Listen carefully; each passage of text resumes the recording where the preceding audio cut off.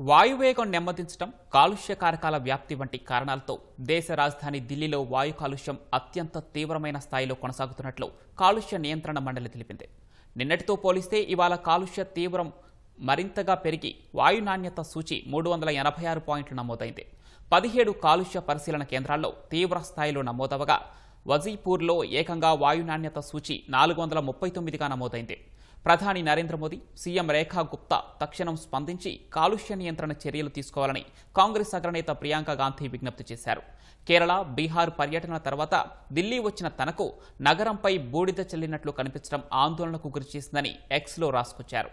కాలుష్యం భూతంపై కలిసి పోరాడుతామన్న ప్రియాంక గాంధీ కేంద్ర రాష్ట్ర ప్రభుత్వాలు ఏ చర్యలు తీసుకున్నా పూర్తి మద్దతిస్తామని స్పష్టం చేశారు. పాఠశాలలకు వెళ్లే పిల్లల దగ్గర నుంచి వృద్ధుల దాకా మురికి పొగ పీల్చుతూ అనేక అనారోగ్యాల బారిన పడుతున్నారని ప్రియాంక తెలిపారు.